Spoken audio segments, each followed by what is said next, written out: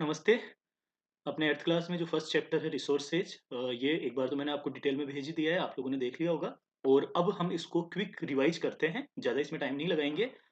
Exam oriented जो जैसे इसमें 4 नंबर का एक क्वेश्चन आएगा आपके बड़ा, तो उससे रिलेटेड हम जो आंसर लिख सकते हैं तो उसके लिए हमें की टर्म्स चाहिए। साथ में रिवीजन भी हो जाएगा और हम की टर्म्स ही देख लेंगे चैप्टर के। तो आगे बढ़ते हैं, ज़्यादा टाइम नहीं लगाएंगे। ये चैप्टर है अपना रिसोर्सेज। इसमें हम क्या क्या देखेंगे? इसमें हम देखेंगे एक तो डेफिनेशन एंड कैरेक्टरिस्टिक्स, मतलब परिभाषा और विशेषताएं। फैक्टर्स ऑफ चेंज, ऐसी क्या क्या फैक्टर्स हैं जिनके कारण कोई भी जो रिसोर्स है उनमें बदलाव आता है या कोई चीज जो है वस्तु है रिसोर्स बनती है। फिर देखेंगे टाइप्स ऑफ रिसोर्सेज और फिर हम लास्ट में देख लेंगे आपके जो भी संसाधन हैं उनका संरक्षण हम कैसे करते हैं, रिसोर्स कंजर्वेशन। ठीक है, तो पहले डेफिनेशन देखते हैं और कैरेक्टरिस्टिक्स मतलब विशेषताएं देखते हैं। यहाँ से शुरू करते हैं अपन। देखो, कोई भी जो ऑब्जेक्ट है वो रिसोर्स बनती है जब उसमें यूटिलिटी और वैल्यू होती है। यूटिलिटी मतलब उसमें कोई काम करने की क्षमता हो, और वैल्यू मतलब उसकी कोई ना कोई कीमत होती है। अब वो कीमत आपकी इकोनॉमिक भी हो सकती है, यानी जिसको हम पैसे देके खरीद बेच सकते हैं, और कुछ रिसोर्स ऐसे होते हैं जिनकी कोई आर्थिक मूल्य में कीमत नहीं होती, बल्कि वो जो है बिना मतलब कि आर्थिक मूल्य के भी वो रिसोर्स हो सकते हैं। आगे देखेंगे, पहले यहाँ देखते हैं। देखो, रिसोर्स क्या होते हैं? जो सेटिस्फाई करते हैं किसी भी नीड को। ऐसा कोई भी ऑब्जेक्ट जो हमारी किसी नीड को सेटिस्फाई करे तो वो आपके रिसोर्स कहलाता है। और उसमें क्या होनी चाहिए? Utility, usability. यूटिलिटी मतलब उसमें कुछ ऐसी क्षमता मौजूद हो जो किसी काम की हो, और यूजेबिलिटी मतलब जिसका हम उपयोग कर सकें। और वो क्या करती है? किसी भी ऑब्जेक्ट को रिसोर्स बनाती है। तो यहाँ हम एज ए डेफिनेशन देख लेते हैं कि रिसोर्स क्या होता है? कोई भी ऑब्जेक्ट जिसमें यूटिलिटी और यूजेबिलिटी हो और जिसकी कोई वैल्यू हो, जो हमारी नीड को सेटिस्फाई करता हो, वो रिसोर्स कहलाता है। ठीक है, वैल्यू दो टाइप की होती है। कौन कौन सी? वैल्यू मतलब उसकी कीमत, इकोनॉमिक वैल्यू और non economic value. Economic value मतलब ऐसी कोई भी वस्तु जिसको हम बाजार में खरीद बेच सकें। आपके पेन है, मोटरसाइकिल है, हम जमीन है, तो वो सबकी उनकी इकोनॉमिक वैल्यू होती है। आप बता सकते हो कि भाई ये इसकी कीमत इतनी है। तो वो हमें अगर आवश्यकता है तो हम बाजार से उसको खरीदते हैं अपने घर में। जो हम खेत में जो प्रोडक्शन करते हैं कुछ भी अनाज का, तो उसको भी हम बाजार में बेचते हैं, क्योंकि उसकी कीमत होती है, खरीद बेच सकते हैं। नॉन इकोनॉमिक वैल्यू क्या है? कुछ रिसोर्सेज ऐसे होते हैं जिनको आप पैसा दे के नहीं खरीदते हैं, बल्कि वो प्रकृति हमें देती है, और उनका कोई भी इकोनॉमिक वैल्यू नहीं होता। जैसे कोई सुंदर सीन है या हरियाली है, या आप देखोगे कि नदी है, उसकी ठंडी नदी बहती हुई, उसकी वो कलकल की आवाज हमें कितना मतलब मन को प्रसन्नता देती है। लेकिन उसको हम किसी पैसे में उसका खरीद मोल नहीं कर सकते। तो हम कहेंगे कि वो नॉन इकोनॉमिक वैल्यू है। आपके रिश्ते हैं, आपका परिवार है, आपके मित्र हैं, तो वो आपके लिए रिसोर्स है, वो संसाधन है। जहाँ आवश्यकता होती है वो अपनी भूमिका निभाते हैं, लेकिन क्या उन रिश्तों का कोई इकोनॉमिक वैल्यू है? नहीं है। आप डॉक्टर के पास जाते हो, फीस देते हो, वकील के पास जाते हो, फीस देते हो, लेकिन आप अपने परिवार में जो आपकी जिम्मेदारियां निभाते हैं, तो उनका आपके जीवन में बहुत बड़ा योगदान है। वो आपके लिए बहुत बड़े मानव रिसोर्स हैं, लेकिन वो नॉन इकोनॉमिक वैल्यू वाले हैं, जिनको आप पैसे में नहीं तोल सकते। ठीक है, चलो। तो अभी हमने क्या देखा? हमने देखा कि रिसोर्स किसको कहेंगे? ऐसा कोई भी ऑब्जेक्ट जिसमें यूटिलिटी और यूजेबिलिटी हो, और जो हमारी नीड को सेटिस्फाई करता हो। सेटिस्फाई मतलब पूरा करता हो, हमारी किसी आवश्यकता को पूरा करने वाला पदार्थ, जिसकी कोई उपयोगिता होती है और उसकी कोई वैल्यू होती है। वो वैल्यू इकोनॉमिक भी हो सकती है, वो वैल्यू नॉन इकोनॉमिक भी हो सकती है। तो ये हमारा कंप्लीट होता है डेफिनेशन एंड कैरेक्टर। चलो इसको बंद करते हैं और फिर आते हैं फैक्टर्स ऑफ चेंज पे। ऐसे क्या क्या कारण हैं जिनके कारण कोई भी वस्तु रिसोर्स बनती है? एक तो देखो टाइम, यानी कुछ समय पहले हो सकता है कि कोई जो ऑब्जेक्ट है वो रिसोर्स ना हो, लेकिन वर्तमान में ह्यूमन नीड चेंज होने से कोई वस्तु हमारे लिए वर्तमान में रिसोर्स हो सकती है जो पहले नहीं थी। जैसे पेट्रोल, लाखों सालों से पेट्रोल है, वो जमीन के नीचे दबा हुआ है, लेकिन वो हमारे किसी काम का नहीं था। फिर हमारी हमने कुछ इन्वेंशन किया टेक्नोलॉजी के माध्यम से, और हमने गाड़ियां, व्हीकल्स बनाए, और आज हमें नीड है अपने व्हीकल्स में पेट्रोल जो है उसका हम उपयोग करके, हमारे ट्रांसपोर्टेशन है उसका इस्तेमाल करते हैं। तो हम मानते हैं कि कुछ रिसोर्स ऐसे होते हैं जो समय के साथ में डेवलप होते हैं। पहले उनकी उपयोगिता नहीं थी, वो जमीन में दबे हुए थे, जैसे पेट्रोल की हम बात कर रहे हैं। तो लेकिन वर्तमान में जब हमें उसकी आवश्यकता, क्योंकि हमने कुछ आविष्कार ऐसे किए जिनकी बदौलत हमें पेट्रोल की आवश्यकता पड़ी, और जब हमें इनकी आवश्यकता पड़ी तब हमने इसको काम में लेना शुरू किया। इट मीन्स कि टाइम ऐसी चीज है जो किसी वस्तु को रिसोर्स बना सकती है। अगला है टेक्नोलॉजी। कि टेक्नोलॉजी जो है वो किसी रिसोर्स को डेवलप कर सकती है। कैसे कर सकती है? आपको पता है, आपके जैसे विंड एनर्जी है या सोलर एनर्जी है, तो हवा और सूर्य ये तो हमेशा से ही धरती पे एग्जिस्ट करते थे, लेकिन हमने अभी कुछ समय पहले ये टेक्नोलॉजी डेवलप की, ये तकनीक विकसित की, जिससे हम इनके माध्यम से बिजली बना सकते हैं, इलेक्ट्रिसिटी जनरेट कर सकते हैं। So there are two important factors which are responsible to change object into resource. क्या क्या है? टाइम एंड टेक्नोलॉजी, और तीसरी बात ह्यूमन नीड्स है ही। किसी वस्तु की हमें पहले जरूरत नहीं होती थी, लेकिन वर्तमान में हम उनका उपयोग करने लग गए। ठीक है, पहले मशीनी युग नहीं था, तो कितना ये जो आयरन वगैरह है, ये मिनरल्स के रूप में धरती में पहले से ही मौजूद था। लेकिन वर्तमान में हम क्या कर रहे हैं, हमारी नीड्स हो गई बहुत सारे, जैसे कुछ भी अगर हम छोटी एक पिन से लेकर बड़ा हवाई जहाज या हम शिप भी बनाते हैं, तो वी नीड, किसकी जरूरत पड़ती है हमें? हमें रिसोर्सेज की जरूरत, मतलब क्या कह रहा हूं मैं भाई, अगर हम कुछ भी बनाते हैं ना, तो पहले तो इनकी आवश्यकता नहीं थी, लेकिन हमारी ह्यूमन नीड यानी मानव आवश्यकताएं बदली, तो हमने उनका उपयोग लेना शुरू किया। तो इसका मतलब क्या है कि किसी भी ऑब्जेक्ट को रिसोर्स बनने के लिए टाइम जो है वो एक फैक्टर है, काम करता है, तकनीक काम करती है, और मानव आवश्यकताएं काम करती है। तो ये देख लिया। और एरोप्लेन का जो दिया ना एग्जाम्पल, ये स्पेशली सागर आपके लिए एग्जाम्पल, क्योंकि एरोप्लेन से हम आपको बहुत अच्छे से रिलेट कर पाते हैं। ठीक है, चलो आगे चलते हैं। तो टाइप्स ऑफ रिसोर्सेज ये देख लेते हैं अपन अब। दो चीजें देख ली, डेफिनेशन, कैरेक्टर, फैक्टर्स, और अब देखते हैं रिसोर्स के types. Types of resources, 4 number में बड़ा प्रश्न आ सकता है। तो 3 टाइप के होते हैं, natural resources, human made resources and human resources. एक एक को देखते हैं। नेचुरल रिसोर्सेज, नेचुरल रिसोर्सेज को भी फर्दर हम 4 पार्ट में डिवाइड करते हैं। ये एक बड़ा प्रश्न आ सकता है। 4 आधार इसके कौन कौन से हैं? एक पहला है डेवलपमेंट एंड यूज, यानी विकास और उसका जो हम उपयोग कर रहे हैं उसके आधार पे रिसोर्सेज को हम बांटते हैं। फिर हम बांटते हैं ओरिजिन यानी उत्पत्ति के आधार पे। देन वी डिवाइड इनटू रीन्यूएबिलिटी, कि भाई हम रिसोर्स को किसी को रिन्यू कर सकते हैं या किसी को नहीं कर सकते हैं। एंड देन डिस्ट्रीब्यूशन, यानी रिसोर्सेज कहाँ कहाँ पे डिस्ट्रीब्यूट है, कहाँ उनका बंटवारा, वर्गीकरण और मतलब वितरण हो रखा है। चलो, डेवलपमेंट एंड यूज में हम क्या देखेंगे? देखो, जो रिसोर्सेज है ना, कुछ रिसोर्सेज ऐसे हैं जो एक्चुअल रिसोर्सेज हैं, वास्तविक हैं, यानी जिनका हमने उपयोग करना शुरू कर दिया है, जैसे सोलर एनर्जी है, विंड एनर्जी है, आपके मिनरल्स हैं, जिनका हम उपयोग कर रहे हैं। कुछ रिसोर्सेज हैं जो पोटेंशियल है, यानी अभी हमारे पास ऐसी टेक्नोलॉजी नहीं है जिससे हम उनका उपयोग कर सकें, लेकिन फ्यूचर में एक संभावना है कि हम उनका उपयोग स्टार्ट कर देंगे। जैसे हमारी एग्जांपल दे रखा है कि जैसे लद्दाख में यूरेनियम है, अभी हमारे पास उतनी अच्छी तकनीक नहीं है कि हम उसका इस्तेमाल करें, लेकिन यह तय है कि भविष्य में हम उसका इस्तेमाल करेंगे। जैसे आज के देखो 300-400 साल पहले क्या है कि सोलर एनर्जी और विंड एनर्जी, ये दोनों से हम बिजली नहीं बनाते थे, तब वो पोटेंशियल रिसोर्स थे। लेकिन वर्तमान में क्या है, वर्तमान में हम उनको बनाने लग, मतलब विंड एनर्जी और सोलर एनर्जी जनरेट करने लग गए हवा से और सूर्य से। तब वो एक्चुअल बन गए। पहले पोटेंशियल थे जब हम नहीं जानते थे, लेकिन उनमें संभावना थी, और वर्तमान में वो एक्चुअल बन चुके हैं। तो डेवलपमेंट और यूज के आधार पे एक तो हो गया एक्चुअल रिसोर्स और एक हो गया पोटेंशियल रिसोर्स, हिंदी में बोल देते हैं वास्तविक संसाधन और संभावी संसाधन। फिर आता है आपके उत्पत्ति के आधार पे। तो उत्पत्ति के आधार पे भी हम इनको 2 भागों में बांटते हैं। कुछ ऐसे होते हैं जो नॉन लिविंग होते हैं, जिनको एबायोटिक बोलते हैं। कुछ लिविंग होते हैं, जिनको हम बायोटिक बोलते हैं। एबायोटिक, जिनमें जीवन नहीं होता, जैसे हवा है, पानी है, मिट्टी है, पर्वत है, पठार है, ये सारे क्या है आपके मिनरल्स है, चट्टाने हैं, रॉक्स है, वो आपके एबायोटिक यानी नॉन लिविंग रिसोर्सेज होंगे उत्पत्ति के आधार पे, ओरिजिन के आधार पे। बायोटिक जो लिविंग रिसोर्सेज है वो आपके बायोटिक रिसोर्सेज हो गए, जैसे एनिमल्स हैं, प्लांट्स है, ह्यूमन है, these all are biotic resources. Origin के आधार पे 2 भागों में बांट लिया, हो गया ये भी क्लियर, ज्यादा टाइम नहीं लगाते हैं, आगे बढ़ते हैं। रिन्यूएबिलिटी के आधार पे यानी नवीकरणीय के आधार पे कि हम रिसोर्स को वापस नया कर सकते हैं या नहीं कर सकते। रिन्यूएबल वो होते हैं जिनका जो स्टॉक होता है वो अनलिमिटेड होता है, और कुछ ही टाइम में हम इनको वापस अगर खत्म भी हो जाए तो हम रिन्यू कर सकते हैं, जैसे सोलर एनर्जी है या विंड एनर्जी है।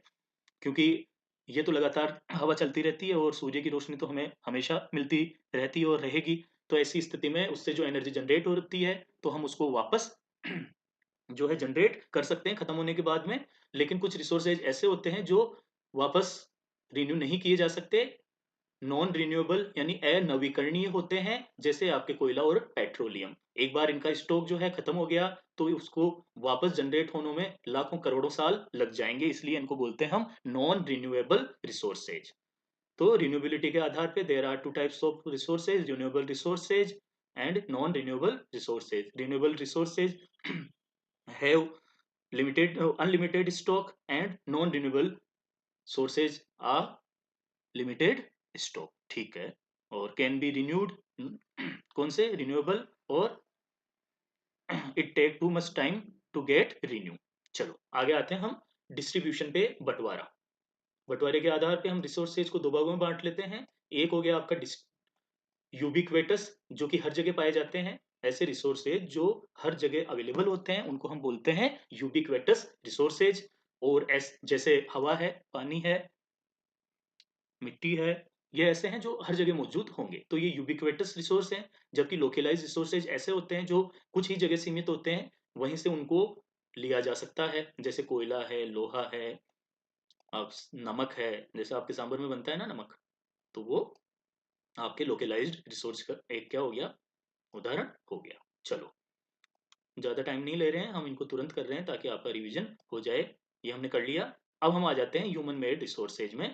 ह्यूमन मेड रिसोर्सेज आप तो कई बार उदाहरण क्लास में देते भी हो, और आसानी से हम इसको रिलेट कर सकते हैं कि ऐसी कोई भी वस्तुएं जो इंसान खुद नेचुरल जो रिसोर्सेज होता है उनसे डेवलप करता है, तो वो ह्यूमन मेड रिसोर्सेज होते हैं। जैसे बिल्डिंग है, ब्रिजेज है, टेक्नोलॉजी है, मशीनरी है, तो ये किसके द्वारा डेवलप किए गए हैं, ये हम इंसानों के द्वारा डेवलप किए गए, इसलिए इनको बोलते हैं ह्यूमन मेड रिसोर्सेज।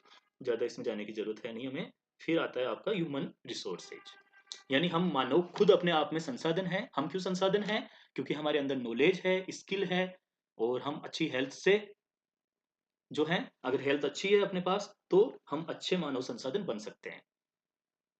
और किसी भी मानव को अच्छा नॉलेज देना, यानी आपके पढ़ाई की ढंग से व्यवस्था करना, अच्छी स्किल देना, यानी प्रशिक्षण या ट्रेनिंग देना किसी काम को करने के लिए, और अच्छी हेल्थ अवेलेबल करवाना ताकि हम पूरी पूरी जो ऊर्जा है उसके साथ में काम कर सकें। इसी प्रोसेस को, यानी इंसान को नॉलेज, स्किल और जब हेल्थ के माध्यम से ट्रेंड किया जाता है, अच्छी हेल्थ के माध्यम से, अच्छी स्किल के माध्यम से और नॉलेज देके, इसी प्रोसेस को हम बोलते हैं ह्यूमन रिसोर्स डेवलपमेंट, मानव विकास संसाधन, ठीक है। और ये प्रश्न भी आपके आ सकता है कि ह्यूमन अपने आप में रिसोर्स, सबसे इंपॉर्टेंट रिसोर्स क्यों है, क्योंकि ह्यूमन ही ऐसा है जो अपनी नॉलेज और स्किल के माध्यम से टेक्नोलॉजी को डेवलप करता है, और साथ ही साथ नेचुरल जो रिसोर्सेज होते हैं उनको भी हम अपने ज्ञान के आधार पर हम उनका उपयोग कर सकते हैं। जैसे मान लो आयरन है, इतने टाइम से वो जमीन में दबा हुआ था, नेचुरल रिसोर्स है, हमने टेक्नोलॉजी डेवलप की और हमारी नीड के अकॉर्डिंग उसको काम में लेना स्टार्ट किया, तो हम आज अपने आसपास अगर नजर फैलाते हैं तो हमें देखिए कितनी ऐसी वस्तुएं बनी हुई है जो हमने आयरन से बनाई है। और ऐसे बहुत सारे उदाहरण हैं, आप अपने आसपास में देख सकते हो। हमने खेती करना सीखा, हमने क्या नाम है, जो यातायात की इतनी विकसित जो संसाधन है ना, उनको हमने काम में लेना शुरू किया, उनका डेवलपमेंट किया, है ना। हमको एक जगह से दूसरी जगह जाना है तो रिसोर्सेज हमारे लिए जो व्हीकल्स अवेलेबल है, बस से लेकर एरोप्लेन तक, एरोप्लेन वाला एग्जाम्पल सागर आपके लिए है ये। तो कुल मिला के जो ये जितने भी रिसोर्स है ना, हमने डेवलप किया अपने नॉलेज से, हमारी स्किल से, ठीक है। और आप देखिए कि सरकार के द्वारा लगातार प्रयास किया जाता है, अच्छे जो संस्थान है, विद्यालय हैं वो स्थापित किए जाएं, अच्छे ट्रेनिंग स्कूल स्थापित किए जाएं, और हॉस्पिटल की सुविधा आपको दी जाती है कि अगर यहाँ के नागरिक स्वस्थ रहेंगे तो अपने आप में वो रिसोर्स होंगे, क्योंकि वो अगर स्वस्थ रहेंगे तो आराम से काम कर पाएंगे। चलो ज्यादा नहीं लेंगे टाइम, आगे बढ़ते हैं अपन, ठीक है। चलो ठीक है। अब आगे रिसोर्स कंजर्वेशन ये देख लेते हैं हम। रिसोर्स कंजर्वेशन का मतलब होता है कि आपके जो संसाधन है उनको हम कैसे संरक्षण संरक्षित रखें, उनको कंजर्व करें। भाई जितने भी रिसोर्सेज हैं उनको हम कैसे बचा के रख सकते हैं ताकि हमारे वो आगे के लिए सुरक्षित रहे। तो इसमें देखो दो चीजें पढ़ेंगे, एक पढ़ेंगे सस्टेनेबल डेवलपमेंट और एक उसका मेथड क्या है। सस्टेनेबल डेवलपमेंट का मतलब होता है सतत विकास। सतत विकास का मतलब हो गया ऐसा विकास जो लगातार चलता रहे।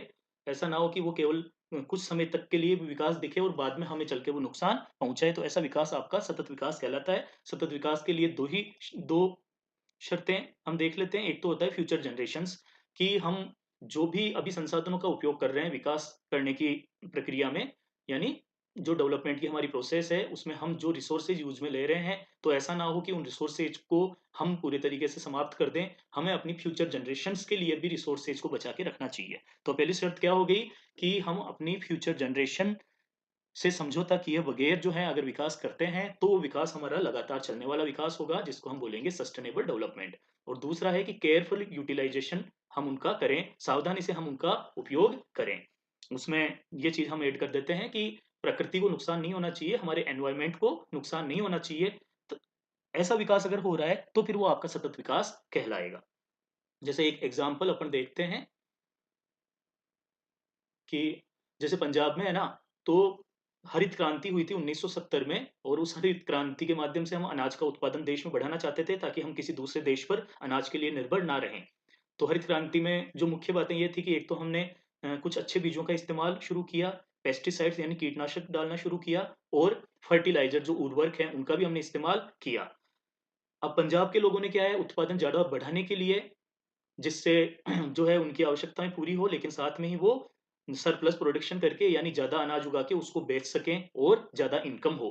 तो उसके लिए बहुत ज़्यादा पेस्टिसाइड्स और फर्टिलाइज़र का उपयोग किया। पंजाब में पानी की कमी है नहीं, पंजाब का नाम यही है, पंजाब का मतलब 5 नदियों के बीच का एरिया, तो पानी की कमी है नहीं वहाँ। तो बहुत ज़्यादा फर्टिलाइज़र डाले, पेस्टिसाइड डाले, पूरी ज़मीन में लगातार वो खेती करते रहे, तो विकास तो बहुत हुआ वहाँ। पैसे की कोई कमी नहीं है, आप पंजाबियों को देखोगे, चंडीगढ़ उनकी राजधानी है, तो वहाँ आपको वो कल्चर दिख जाएगा जिसके अंतर्गत बहुत ज़्यादा जो है हमें आधुनिक रूप से पंजाब का वो स्वरूप दिखता है, जहाँ वो लोग हमें बहुत डेवलप दिखाई देते हैं। लेकिन उसका नुकसान क्या हुआ कि वहाँ की जो पॉपुलेशन है, उसमें बहुत से लोग उन पेस्टिसाइड्स और फर्टिलाइज़र के अति उपयोग से जो अनाज उत्पन्न हुआ, उसको खाने से बीमार पड़ गए और उनकी ज़मीन खराब हुई, और वहाँ से जो पानी बह के गया, उसी को बाद में मान लो उनके जो वाटर रिसोर्सेज़ थे, उनको भी पॉल्यूट किया। तो वहाँ कैंसर की बीमारी सबसे ज़्यादा होने लग गई, और कैंसर की बीमारी सबसे ज़्यादा हुई। पंजाब के पास में आपका राजस्थान पड़ता है, जिसमें बीकानेर उनके नज़दीक है, वहाँ कैंसर का इलाज होता है ना, तो बहुत सारे पंजाबी जो हैं बीकानेर में आके कैंसर का इलाज करा के जाते थे। तो वहाँ से जो ट्रेन आती थी, उसका नाम ही क्या पड़ गया? उसका नाम ही कैंसर ट्रेन पड़ गया, जो पंजाब के बठिंडा से चल के कहाँ आती थी? बीकानेर। देख लेते हैं। देखो हम इसमें डालते हैं कैंसर, TRA, इसी से आ जाएगी शायद, ट्रेन, TRAIN। ओके, इसको सर्च करते हैं, हिंदी में कर लेते हैं इसे। देखो, कैंसर ट्रेन से तात्पर्य भारत में बठिंडा बीकानेर ट्रेन से है, जो पंजाब के कृषि क्षेत्रों से बड़ी संख्या में कैंसर रोगियों को किफायती उपचार के लिए बीकानेर के आचार्य तुलसी कैंसर केंद्र तक ले जाने के लिए जानी जाती है। देखो अब इसमें अपन नीचे देखें, इसे कैंसर ट्रेन क्यों कहा जाता है? क्योंकि यह ट्रेन नियमित रूप से कई कैंसर रोगियों को और उनके परिवारों को ले जाती है, जिससे वे इलाज करवा सके यहाँ पे। डेस्टिनेशन कहाँ है? बीकानेर का हॉस्पिटल है, और वहाँ अफोर्डेबल ट्रीटमेंट होता है। द रूट कोज यानी मुख्य कारण क्या है? Agriculture chemicals, the wide spread use of pesticides and fertiliser in Punjab incentive farming, जो कि हरित क्रांति ग्रीन रेवोल्यूशन के बाद में इन्होंने पेस्टिसाइड्स का और फर्टिलाइजर का ज़्यादा उपयोग किया, जिसके कारण वहाँ कैंसर जो बीमारी है वो बहुत ज़्यादा फैली, जिसका इलाज कराने के लिए वो एक ट्रेन नॉर्मली उस रूट पे चलती है, लेकिन उसका नाम ही क्या हो गया? कैंसर ट्रेन पड़ गया। तो इस हिसाब से हम कह रहे हैं कि भाई डेवलपमेंट इस टाइप का नहीं होना चाहिए जो आपके स्वास्थ्य को भी नुकसान पहुंचाए। दिखने में तो पंजाब में बहुत डेवलपमेंट दिख रहा है, मतलब, लेकिन दिक्कत क्या है कि वहाँ पेस्टिसाइड्स और फर्टिलाइजर्स का ज़्यादा उपयोग करने से वहाँ के पर्यावरण को नुकसान हुआ है। तो कुल मिला के हमें तो इतना सा देखना है कि सस्टेनेबल डेवलपमेंट है, उसकी दो शर्तें हैं। एक तो हमारी फ्यूचर जनरेशन के लिए हम रिसोर्सेज को बचा के रखें, और दूसरा हम क्या करें कि हमारे एनवायरनमेंट को हम नुकसान ना पहुंचाएं। अब उसके मेथड्स क्या हैं? 3 तरीके हम देख लेते हैं। इस तरीके से आप लिखोगे तो आंसर हमारा बेटर होगा। एक तो रिड्यूसिंग कंजप्शन, कि हम क्या करें, हमारी जो खपत है उसको कम करें। पर्यावरण को बचाना है तो जो भी प्राकृतिक संसाधनों का हम उपयोग करते हैं, तो हम इस आधार पे करें कि उनकी खपत हम जो है वो जरूरत के हिसाब से करें, ज्यादा ना करें। जैसे पानी है, हम उसको व्यर्थ बहा देते हैं, हमारा टैप खुला रहता है, लाइट जो है, जो बिजली है, आपके जो बल्ब है, अगर रूम में कोई नहीं होता तो वो चलते रहते हैं, फैन चलता रहता है, तो वो उसका मिसयूज है। तो ऐसे कंजप्शन को हम कम करें। रिड्यूस, रिड्यूस मतलब कम करना। रिसाइकल का मतलब होता है पुनः चक्रण करना। जैसे जो भी हम वस्तु, जैसे मान लो कोई भी मेटल है, उसको हमने उपयोग लिया, और फिर दीपावली के टाइम अपने आते हैं ना वो कबाड़ी वाले जो ले जाते हैं, और वो क्या करते हैं, उसका उसको रिसाइकल करके वापस उनको मेटल में डाल के और जो ज़रूरत का कुछ सामान हो सकता है वो बनाते हैं, तो उसको बोलते हैं रिसाइक्लिंग। ये अपन अपने घर में भी कर सकते हैं कुछ चीज़ों की।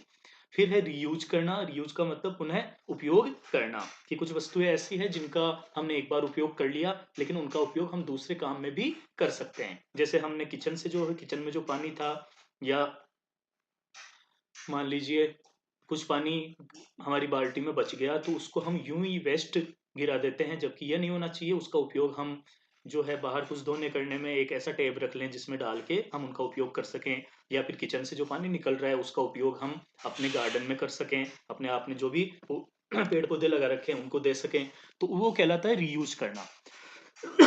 तो तीन हो गए, रिड्यूसिंग, रिसाइकलिंग और रीयूजिंग। ये मेथड्स हैं किसके? सस्टेनेबल डेवलपमेंट के, या हम बोले तो किसके? रिसोर्स कंजर्वेशन के। ठीक है, थोड़ा मैंने जल्दी करवाने की कोशिश की है, बीच में टाइम भी ले लिया होगा। एक बार हम तुरंत इसको रिवाइज करते हैं। कहाँ से रिवाइज करते हैं? यहीं से। रिसोर्स, रिसोर्स के हमने डेफिनेशन और कैरेक्टर देखे। क्या थे डेफिनेशन? डेफिनेशन थी इसकी कि ऐसा कोई भी ऑब्जेक्ट जिसमें यूजिबिलिटी और यूटिलिटी हो और जो हमारी नीड को सेटिस्फाई करता हो, वो क्या कहलाता है? रिसोर्स कहलाता है। जिसमें वैल्यू हो, ये भी ऐड कर सकते हो आप। और वैल्यू दो तरह की होती है, एक तो होती है इकोनॉमिक वैल्यू, होती है नॉन इकोनॉमिक वैल्यू, जिसको हम पैसे में नाप सकें, कि जिसको बेचा खरीदा जा सके, वो आपका इकोनॉमिक वैल्यू वाला रिसोर्स होता है। और जिसका कोई नज़ारा नहीं होता प्राकृतिक, जैसे आप चांदसेन का जो आपका डैम है ना, तो आप देखते होंगे बाहर से जो भी लोग कोई आते हैं, उधर से निकलते हैं, वहां रुक के उस नज़ारे को देखते हैं, वहां सेल्फी लेते हैं, तो क्या उसका पैसा दे के करते हैं या नहीं? वो आपके पास ऐसा रिसोर्स है जिसका कोई इकोनॉमिक वैल्यू नहीं है। ठीक है, इसके बाद में हमने देखा कि फैक्टर्स ऑफ, तीन चीजें जिनके कारण कोई भी जो रिसोर्स है, कोई भी वस्तु रिसोर्स बनती है, समय के साथ, तकनीक के कारण और मानव की आवश्यकताओं के कारण। फिर है टाइप्स ऑफ रिसोर्सेज। इसमें हमने देखा नेचुरल रिसोर्सेज। नेचुरल रिसोर्सेज को हमने बांटा पहले डेवलपमेंट के आधार पे। दो आधार, एक्चुअल और पोटेंशियल, यानी वास्तविक और संभावी। जिनको काम में ले रहे हैं वो वास्तविक, जिनको भविष्य में काम में ले सकते हैं वो संभावी। इसके बाद में हमने देखा ओरिजिन के आधार पे बायोटिक और एबायोटिक। बायोटिक मतलब जो लिविंग थिंग्स है जैसे एनिमल्स और प्लांट्स, और एबायोटिक जो नॉन लिविंग थिंग्स है जैसे सोइल एंड वाटर। उसके बाद में रिन्यूएबिलिटी के आधार पे दो उदाहरण देखे, रिन्यूएबल और नॉन रिन्यूएबल। उदाहरण क्या देखे? टाइप्स देखे। उदाहरण इनके आगे है सोलर और विंड, ये कोल और पेट्रोलियम। ये हो गया आपका। फिर हमने देखा डिस्ट्रीब्यूशन के आधार पे, ऐसे जो हर जगह पाए जाते हैं, फाउंड एवरीवेयर, वो कहलाते हैं यूबिक्वेटस। और जो केवल कुछ ही निश्चित जगह पाए जाते हैं वो कहलाते हैं लोकलाइज्ड। ठीक है, इसके बाद में हम आगे हमारे ह्यूमन मेड रिसोर्सेज पे।